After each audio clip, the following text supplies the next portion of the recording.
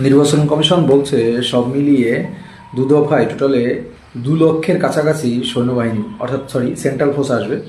তো বিষয়টা হচ্ছে 2 লক্ষ কেন, 5 লক্ষ সেন্ট্রাল ফোর্স নিয়ে আসলে পরেও পশ্চিমবঙ্গের যে আপনার যেরকম ভোট হয় সেই ভোটকে রুখতে পারবে না।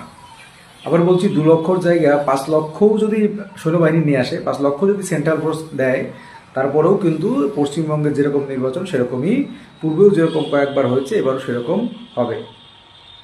যে কথাগুলো আপনারা এইমাত্র শুনলেন বা আপনি দেখলেন, যে এই যে বিভিন্ন সেন্ট্রাল ফোর্স এদের পরিচালনা কারা করে, আমি বারবার যে কথাগুলো আমাদের যে নিউজ চ্যানেল রয়েছে, ইউটিউব চ্যানেল, সেখানে বারবার একটা কথা বলেছি যে এই সমস্ত সেন্ট্রাল বাহিনীদের, সেন্ট্রাল ফোর্সদের পরিচালনা করে আমাদের পশ্চিমবঙ্গের যে সমস্ত শাসক বা শাসকরা রয়েছে তারা পরিচালনা করে।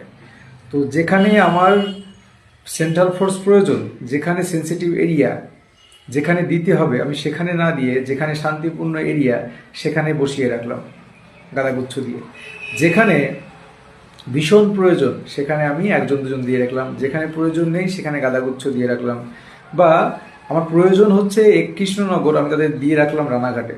আমার রানাঘাটে প্রয়োজন, আমি দিয়ে রাখলাম শিয়ালদাতে।